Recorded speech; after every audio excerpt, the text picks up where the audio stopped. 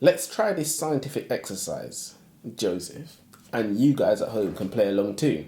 It's basically a missing letter game. So there are going to be 4-letter words, but I'm only going to give you the first 2. So for example, I'll say B-O space space, and you could reply with book, Yeah. or bums, like you are.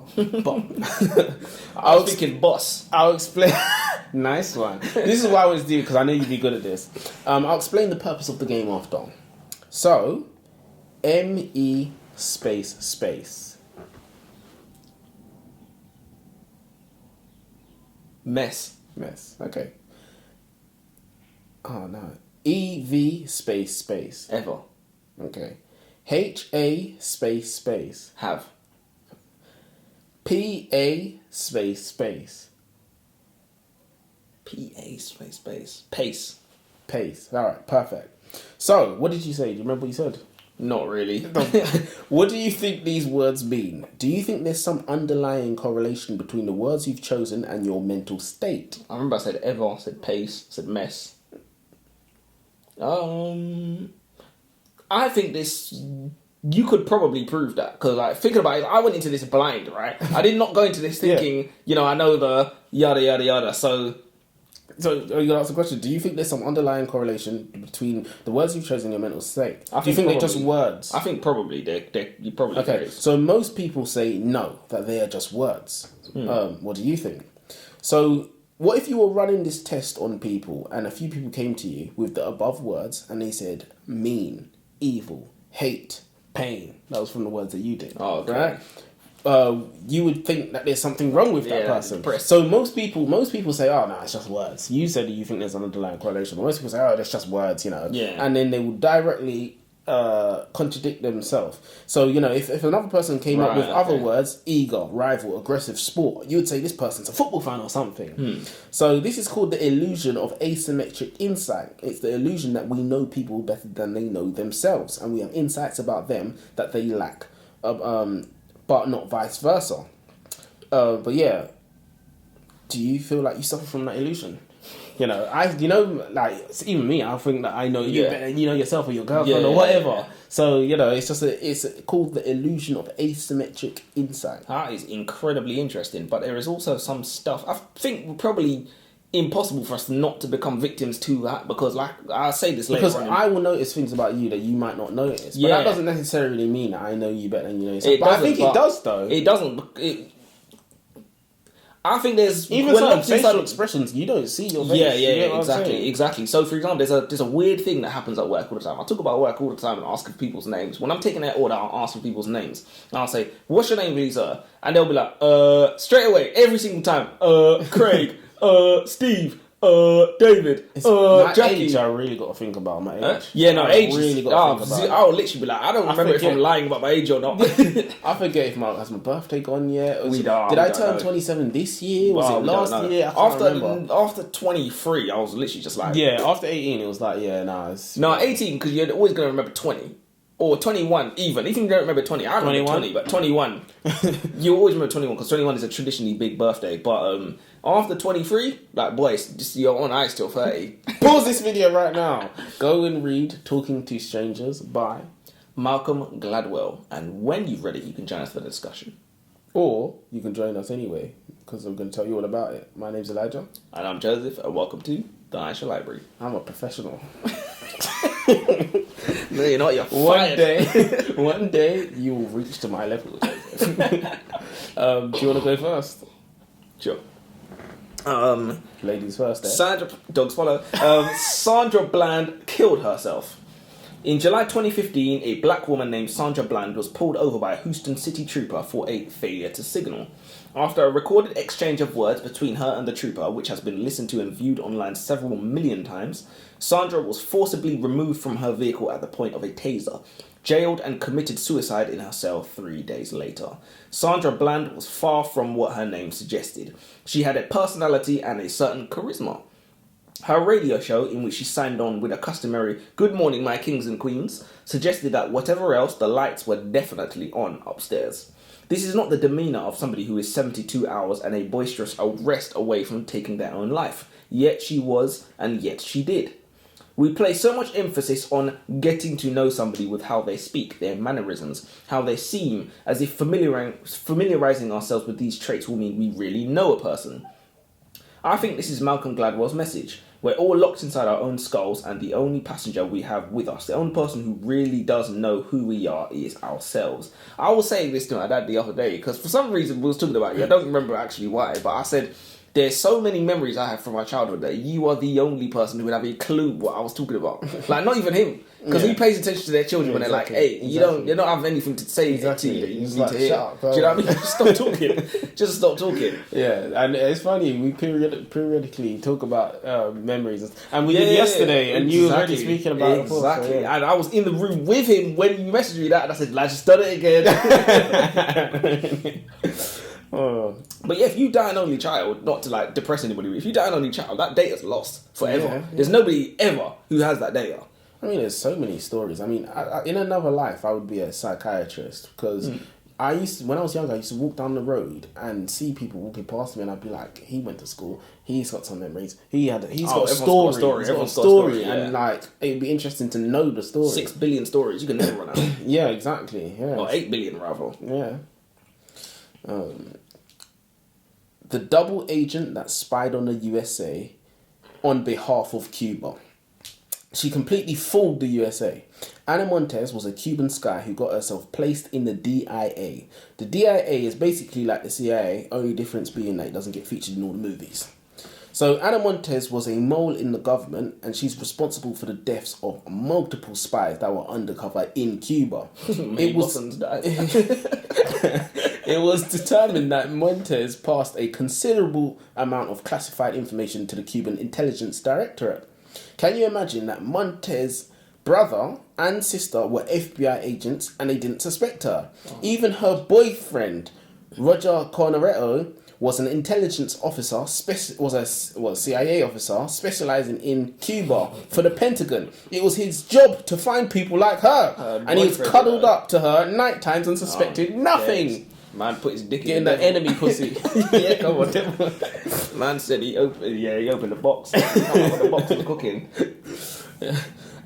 She was not great at her job by any means. Upon her arrest, they conducted an investigation that highlighted multiple red flags that people were suspicious and even reported. But it's human nature to believe somebody's innocent and they are speaking the truth, which is something that was highlighted in a book. He said humans are default. Well, yeah, because they're especially so. Women. I mean, even we just don't believe they're dangerous. Yeah, because they aren't. But yeah, that's exactly why they're dangerous. Exactly. So we read The Nightingale, remember, and they captured the Nightingale. They captured her red-handed, but they still didn't believe it was her. They believed that she, jar, they believed because she smuggled out the downed British pilots, and they caught her red-handed smuggling pilots, but they thought she must be working for a man, 100%. because she's a and woman. That really is their power, to be honest, which is why I believe all secret agents should probably be women and children, or old women and children, or women in general, because men are never gonna. No one's ever gonna believe you're innocent as a man, ever. Yeah, you're always ever. You're done. Especially if you're 6'5", strapping. Do you know what I mean? With, come on, James Bond. There's no way running around killing all the agents and killing all the pussy. Yeah, slaying it. Kicking down doors. Yeah. What if you found out your girl was like a secret agent for like Russia? That's what I wanted to ask you. That's insane. Would you ever just play dumb? Oh my play god, dumb and feeble. You know when you hold your girl down and you tickle her? Calm down, guys. Calm down, guys. I was like, oh yeah, tickle. You like, But yeah, you hold her down, she's struggling, and deep down she could have just duppied you. Dealt with you. Black Widow. You know what I mean? Remember that scene? Yeah, that's so that's got a damage your masculinity. Is that a breakupable offence? What? Because you spied on you for a country? Lied to me. She spied on you for a country? Yeah, but you lied to me. What if she doesn't even rate you like that as well? I've seen cases of police officers that go undercover and end up having children. Oh yeah, just to maintain. I'm talking about women as well. Yeah. They go up there and they end up having children with the gangsters that they're supposed to be spying on, and they get in trouble for it. But the children's here now. Yeah. They end up loving the guys, even though they're still spying on them or whatnot. I couldn't live that life. Jorah Mormont, bro. Sorry, Jorah Mormont from what's his name? Oh yeah. He didn't get the box though. He's a joke man. But anyways, that's my go. Charles Whitman's family and friends. I'm pretty sure it's mine, you know. You literally just went. I didn't. What did you say? You literally went. Anna Montes. You literally just went. That was ages ago. That was your first one. What did you say? I said the Sandra Bland one. Oh, okay. That was yeah, you're ages bugging. Charles Whitman's family and friends probably thought they knew him. I've talked about him before. Charles Joseph Whitman, an ex-US Marine who seemingly unprovoked stabbed his mother and wife to death. Separately, by the way, not at the same time. He did one, then did the other. No, that makes it better. It makes it worse. Makes it worse. Before murdering a further dozen or so people by machine gun fire from the top floor of the University of Texas before he was shot dead by police. Target practice. In notes left behind by Whitman prior to his shooting, he himself was unaware of his own motivations for massacring the two closest people to him in all the world. They'd done him no wrong, he bore them no ill will, and he had no explanations for his behaviour besides his frequent headaches and suspicious violent tendencies. Obviously, now we know, with the benefit of hindsight, since I examined his brain, we know that he had like a lesion on his brain. People who knew Whitman claimed that he had never been a violent person and his crimes just weren't who he was. Ted Bundy and Jeffrey Dahmer were also both said to seem like totally normal guys. The family and friends almost always saying they cannot believe he would do this, but why not? It's not like he would advertise being a serial killer. And we go on like... We all have our secrets. We all have our secrets. If you was a serial killer, would you tell me? If like you just couldn't stop killing, like you just loved it. I just love it. I wouldn't tell you because I wouldn't want to have to kill you. No, I'm joking. I wouldn't want to have to put that stress on you. Yeah, exactly. So it's the kind of thing that like if you find out your loved one or your friend or your family or whatever, I told my girl, I know she'd help me. Oh, well, that's the dream. That's the goals. That's wifey. Find someone games. Find someone who's gonna help you commit murders. That's a women's fantasy. That's a women's fantasy. He trusted me. He trusted me enough to tell me. I literally said to someone today at work. Because she was talking about the AI thing, the Taylor Swift AI porn that was leaked online and just like everything. And she said, I'm surprised black men haven't used that as an excuse to cheat, you know, if they get caught cheating. But maybe it wasn't me, it was AI or whatever. And I said, the funniest thing is... Noted. You're laughing at me for saying that, but I literally said at the end of the day, you'd believe it. Women would believe it. They choose to believe these things. Yeah, you can't trust your own eyes. That's a good one, you know. It's AI, it wasn't me. It's ChatGPT. Belief is not the absence of doubt. It's that you don't have enough doubt to not believe. So next time when you're speaking to your friend and you say, you should have seen his red flags, you had doubts, understand that it's human nature to default to truth. So why is it that we're so bad at detecting lies? And yes, you are bad. Judges are professionals at spotting lies, and they only spot lies 54% of the time. So you haven't got a chance in hell. You know, there's that guy. I'm a good judge of character. Why is your baby father cheating on you? Again. but why are we? Why have you got 3 baby fathers? if you're bad at detecting lies. No, it's ridiculous. It's ridiculous. So, you know. But why are we terrible at detecting liars? Why hasn't human evolution selected for that trait? The short answer is, if we scrutinised everybody and everything around us, it would be a nightmare. We have to default to truth, to trust in people and default into the truth. This way we can have meaningful relationships and an imperfect but functioning society. Yeah, and peace. Imagine the alternative. The air would be so thick with suspicion that there would be no civilization. You wouldn't trust the bank, you'd think they'd steal your money. You'd think the supermarkets might poison you. You'd think your bosses are going to pay you at the end of the month. It's almost like being in a state of paranoia. So this is why natural selection hasn't selected for spotting deceit. Because being deceived once in a while is not going to stop us passing on our genes. Meanwhile, having efficient communication has huge implications for our survival. Which is very, very interesting. That's incredibly interesting. Yeah. So we default to truth, and that's great news for me, because I'm a big liar. I'm a big liar. That's what my ex would say anyway. There was some guy at work, and one of the girls asked him, she's like, well, where can I find a man like you? And he was like, right here, baby, I cheat. And I was like, Jesus Christ. Jesus Christ. As a bar. But, Yeah, no, that is incredibly interesting. Like, we default to believe in people simply because it will get in the way of us procreating. Yeah. That's what. So we're optimized to just believe people. 100%. Because there's always people come up with incredibly big lies, like, you know, like the globe's getting warmer, you know, and we just believe it, you know. So we believe what's put in front of us. To be honest, you know, we trust the source. Yeah. You know, if you've grown up from, it's funny because we know the media lies. We know everyone's a liar. We know in the back of our mind, but we don't think about it. We don't really like, and you know, conspiracy theories are so heavily ridiculed that we just think like so somebody tells you, oh, you know, they never went to the moon or whatever. You're laughed at for saying that. You say conspiracy theory, people switching off their ears straight away. 100%. And not another one. Not another one. It's literally a religion. Conspiracy theorist is a religion. You know, you hear it, you switched off. Like, do you have a few moments to talk about our Lord and Saviour? Switched off straight away. Whatever they're about to say, I don't need to hear it because I know who they are. Yeah. In 1986, during the Cold War, there was a Cuban intelligence officer by the name of Florentino Aspillaga. I have no idea if I'm butchering that name, to be honest. Well, I feel optimistic. One of Fidel Castro's own inner circle. After a speech by Castro, Aspillaga found himself alienated by the arrogance of the man he had thought he believed in. On June 6th, a national holiday for those in the circle of Cuban intelligence, Aspillaga defected. He smuggled his girlfriend Marta out of Czechoslovakia, where he was stationed, by hiding her in the trunk of his car and went right to the US Embassy and sang like a canary.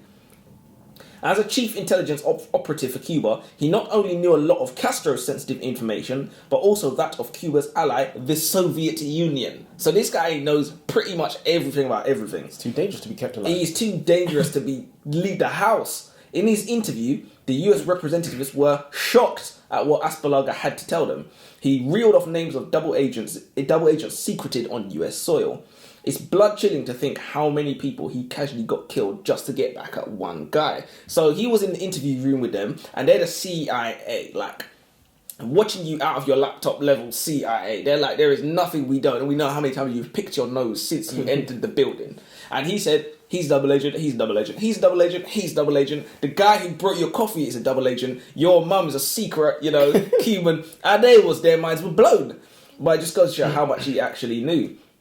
And he got so many people killed. And then they said he just spent his days in his safe house that the US gave him, just smashing his girl. They literally said for he would just be in there 12 hours, 15 hours, slamming, just smashing his girl. I said, fair enough, man. How's to see others living your dream? What more could a white man want? You know what I mean? He wanted to live that real American life. The all-American life. He wanted to leave the nuts hanging out. There is a movie with that plot, to be fair. Mission Impossible movie with that plot. Where they got to stop the knock list, they got to kill that the defector before the knock list gets out, and it's like they switched it so Americans are the other side. The Americans are the ones trying to stop the information getting out, when in reality they're the ones listening and learning in the room, writing it down.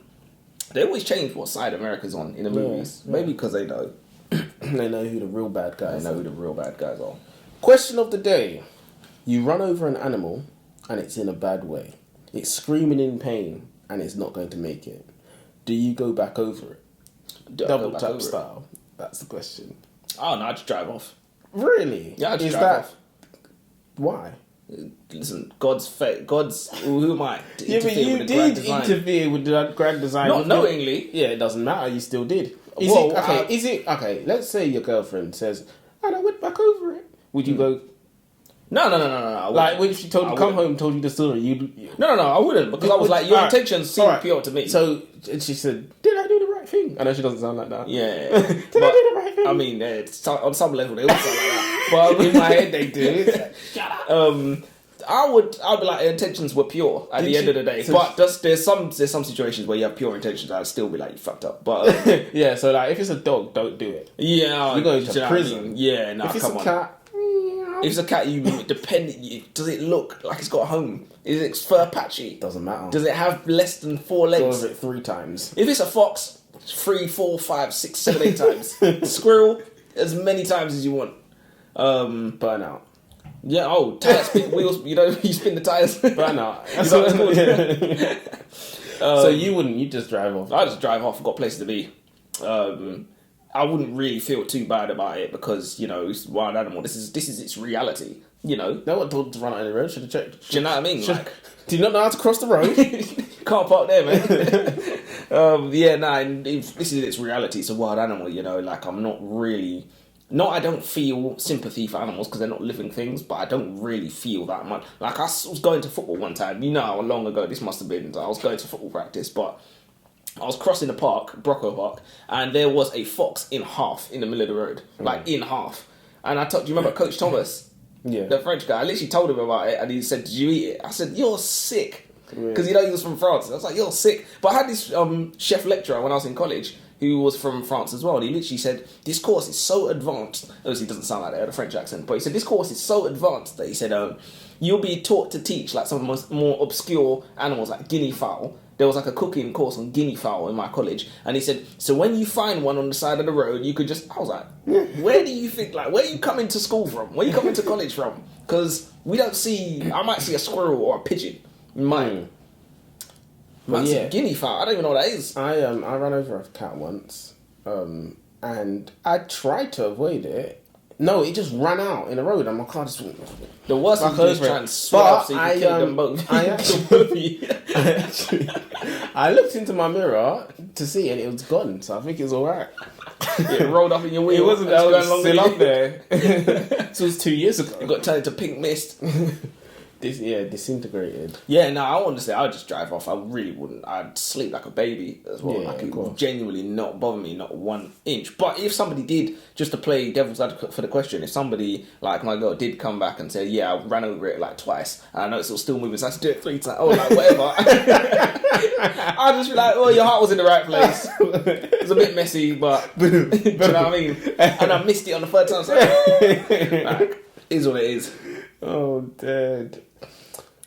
So this book has gone up in my estimation because it highlights the facts that facial expressions are not inherent. They're cultural. So we think of facial expressions as inherent, and they are, but the meanings we associate them with are not. Scientists showed pictures of facial expressions to members of hunter-gatherer tribes, and they couldn't tell what they were seeing, which is fascinating because you and I would assume that facial expressions are a global thing. Because you can automatically read somebody's face, you think it's natural. You don't look at it and go, you just see what it is. You get what I'm saying? Yeah. So this touched on the greatest book we've ever read, which is How Emotions Are Made by Lisa Feldman Barrett. So, that's why when I saw this in there, I was like, this is a well-researched book. Sort of thing. 100%. Because when you start seeing stuff from other earth-shattering books we've read, I'm like, now I understand this, and I understand this enough to actually be able to tell somebody about it because I've read that amazing book by Dr. Lisa Feldman Barrett, to give her a title. That is incredibly interesting. During the Spanish Inquisition, the Spaniard Hernan Cortes became the first European to travel with an armed host into what is now Mexico. There he beheld the magnificence of the Aztec Empire, cities the likes of which nobody in Spain had ever seen. Likewise, no Aztec had ever seen a European, nor the strange animals, horses, they brought with them. Although in those days the Aztecs spoke their own indigenous language and Cortes needed translators to assist him, the Aztec king Montezuma also spoke in a sort of code called reverential, used amongst Aztec nobles. Whatever he said would be the opposite.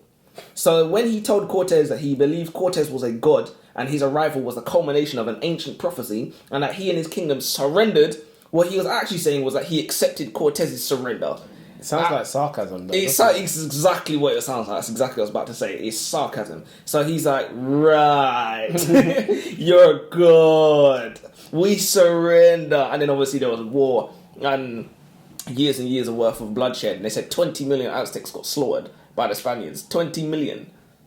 20 million? They said 20 million. Listen, shout that guy that wrote the book.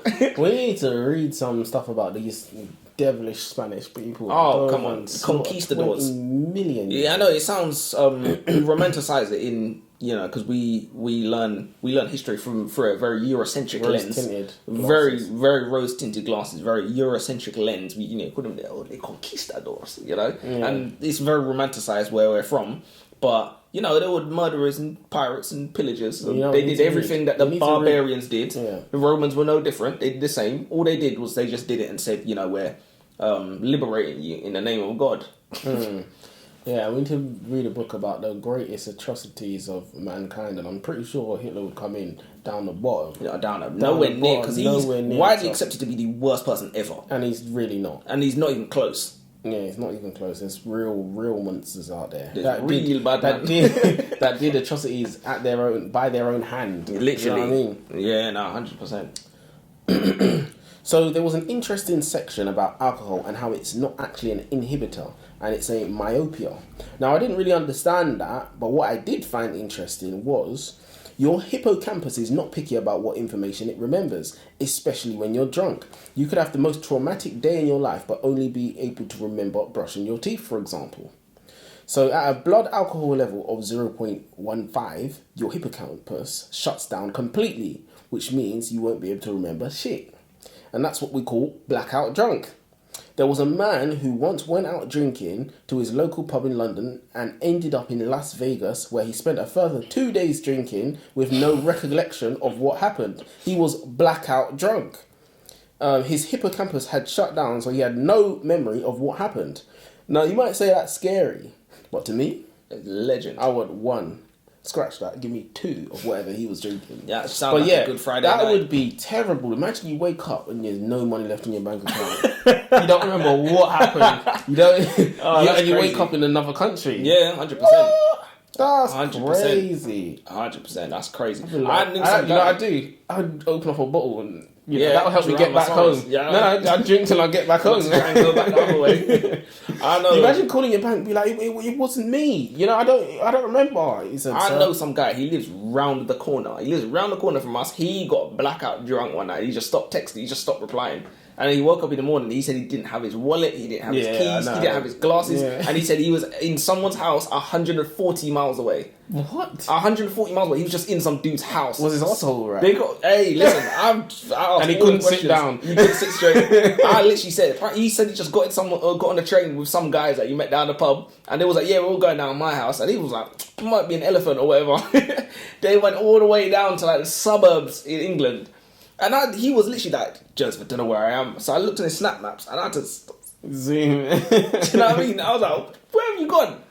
Mad. I forgot the area. If I was like that, I mean, to be fair, I am. Because I drank on my birthday last year and I sliced my fingers open and I ended up in hospital.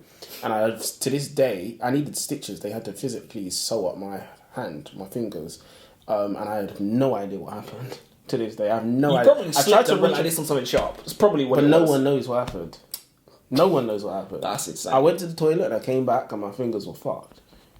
That is insane. No one knows what happens. And so the security was like, that looks like a knife wound. So they went to the toilet to see if there was anyone there, see if there was any glass, if there's anything I could have cut myself on. Nothing, nowhere. Yeah, it was a knife. I went back. I took with them. Maybe, I don't know. Maybe I caught a knife. Someone tried to do something to me, and I caught it. I don't know. I have no idea to what happened to this day. So yeah, man said Neo catching blades. So yeah, that does happen. It does happen. Yeah, that is insane. I'm never going to remember the first time I got drunk. I woke up and my head was gone and somebody had vomited on me in my sleep. And I said, this is just bad manners, isn't it? And then you'd realise it was you. Yeah, I realised it was me. But that was incredibly dangerous because you can very easily die choking on your own vomit when you're blackout drunk. Because if you didn't remember waking up to throw up, you could just easily just choke on your... And like, none of you lot would have woke up either because you lot was all... So I could have just... Exactly, it could have just been the day Joseph died. Let's do it again. Well, get it right this time. I got 3 left. I've got 2 left. We're doing this nicely, innit? Nicely. Winston Churchill was stood up twice by Adolf Hitler. In the years leading up to the Second World War, Hitler was something of a reclusive politician, despite being Chancellor of Germany. US President Franklin D. Roosevelt never met Hitler, nor did Joseph Stalin.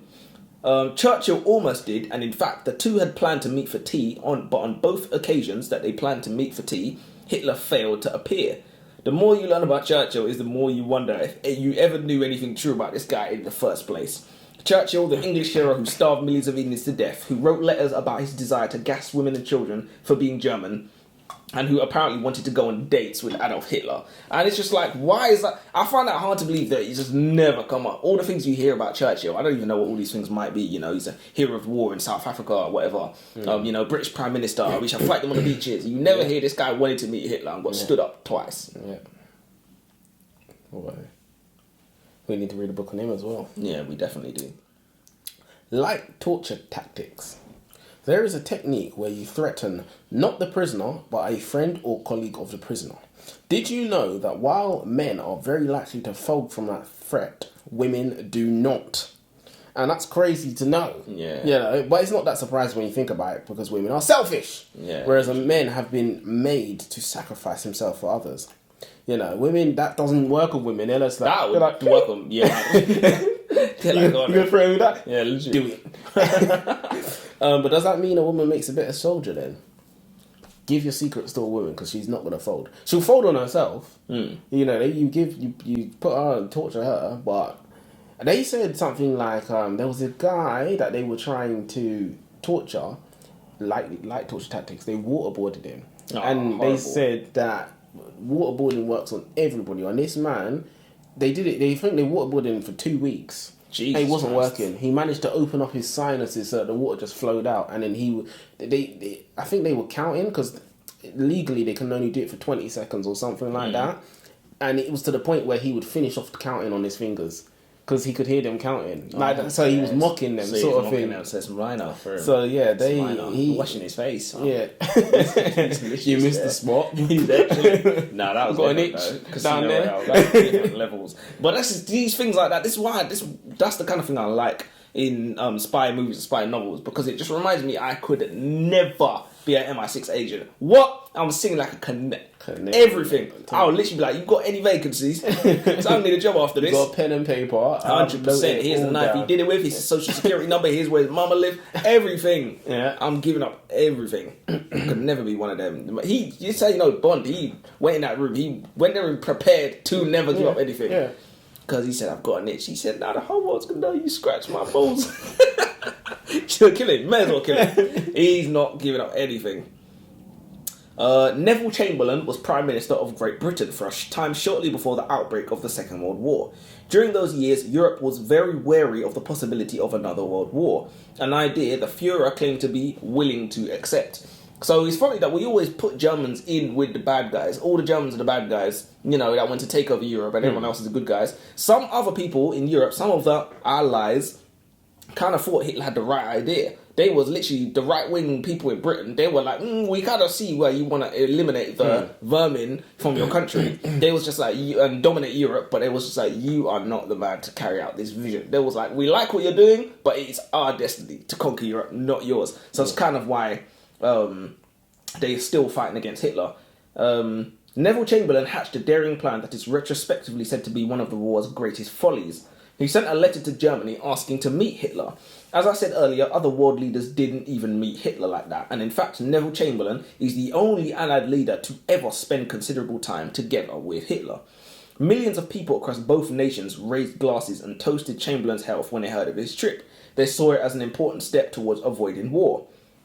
Chamberlain reported that he found Hitler to be an excitable and likeable man, but not the insane megalomaniacal supervillain that we hear about in school. He even gave Chamberlain the double handshake of friendship, and claimed that European domination was not his goal. Everybody in Europe breathed a sigh of relief, and the rest is history. So I always laugh when he said a double handshake of friendship. I said, what is that? Because that sounds like it might be, who knows what that is. But who knows what these politicians are doing besides double handshake. I said, who knows what they're doing behind closed doors. But he's crazy, because that means you don't know anything about anyone. Because he met him and he said, he's not a super villain. Yeah, he would never do all these, and he must have seemed soldier. But this top politician that, that plays mind games to get into office and lies to people, and you think would, see these kinds of things coming. Well, this is what I said to you earlier, first impressions are a lie. Yeah, deception is you're necessary. Never who you are. You're not who deception you is are. necessary for society. You have women putting on makeup. It's deception. It's deception. You want people to be nice to you when they don't want to be nice to you. 100%. It's deception. So deception has a place in society, but it's just about finding the balance. And it's also about reading social cues as well, and understanding when someone's deceiving you out of politeness. Yeah. You know, because you can deceive somebody out of politeness. Like, you can be polite to a customer when you're thinking, fuck off. You're holding up the queue. Like, some guy, his card kept declining at work. His card kept decline. And the till system I use is incredibly slow. Incredibly. So that means the wait times is already disastrous. His card declines. It's taken like 5 minutes just to reboot it after one decline. And then he was like, can I use the other till? I was literally like, big man, if you don't go and get some money, if you don't go draw some money out, some money out. It's not the card, it's your bank It's account. literally, you ain't got any money. The guys behind him were like, it is my turn. In the 1960s, this is my last one, by the way. yeah. In the 1960s, in the UK, the most common way to take suicide was by sticking your head inside a gas oven. It was the carbon monoxide which would actually kill you.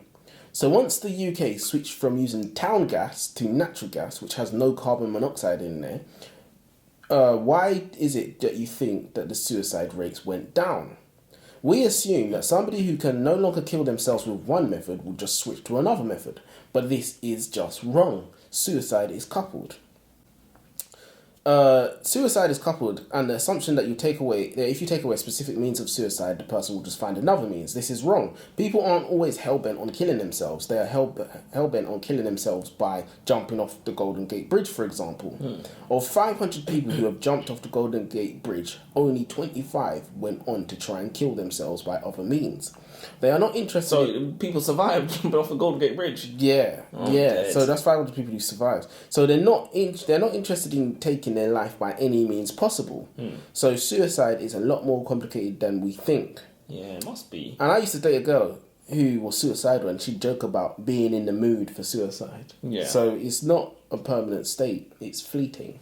It's And something it's that I've said. It's complicated. I literally said the words, "I'm going to take suicide today," but it's something that I say when I'm just feeling frustrated. But I don't even really actually have ever entertained the possibility of actually committing suicide. But what I think is interesting is if you went up to the Golden Gate Bridge to kill yourself, I feel like that's even in and of itself means you don't actually necessarily want to kill yourself by any means, because you pass how many cars, how many booms on the way? Yeah, do you know what I mean? Yeah. Like, what is specific about the Golden Gate? Like, so I also read something that said men commit suicide more often because like they're like, when men are doing it, they actually want to do it as opposed to like drinking bleach and going to sleep. They're just a bit more brutal, basically. Yeah, they'll jump in train tracks. Yeah, they will, and they just exercise more force when they do things, whether they're hanging themselves or whatnot. I got fired from a job one time because I was late because someone jumped in the train tracks, but it wasn't tube, it was train.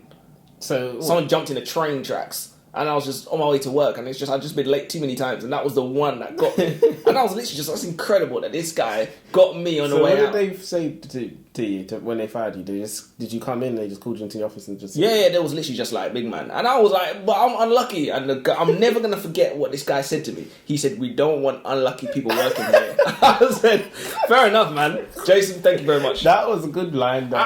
What can you say to that? He literally said, if you're unlucky, we don't want you here bringing your bad luck around the rest of us. Leave. Oh, I'm dead. He said that. You know what it is? Because like attendance is one of those things like, what? There's no excuse for attendance. Just get here. Do you know what I mean? Just be here. How late? Because I could. Huh? How late was you? Well, it was considerably late, but it's an hour. No, it wasn't an hour. It was like 40 minutes. 40 minutes. See, all of these little shitty jobs, they are big on this lateness and attendance. Like my job, I've been there 2.5 years. I come in late every single day, every single day. So to the point where how late are we talking? Half an hour. Well, to the point where they say you're on time today. Yeah. So it's because I would describe your job as skilled manual labour or skilled. You have a skill. Because first you have a driving license, then you have to be certified to drive what you drive. Yeah. So it's like you're double skilled on top of that. Yeah, you're double skilled on top of that, and it's like you can't really. It's a hassle to find double skilled people in this economy. Yeah, if you're a waiter, a monkey can do this. Do you know what I mean? So they're willing to fire you. A monkey does. Yeah, a monkey could do that. So they're not whatever it is. They're different. Yeah, I finished. Oh, okay. But overall, I thought the book was very good. Oh, I would give it 4 out of 5 stars. I'd agree with that. I'd agree with that, yeah. Yeah. For once, we agreed on the star rating. Even though I don't like the star rating anyways. Yeah, I hate the star rating. But what else can we going to do? That's what the man has decided to use, you know. The man. Yeah, exactly. Society has decided to use the star rating. But yeah, thanks for listening, you know, until next time. Until next time.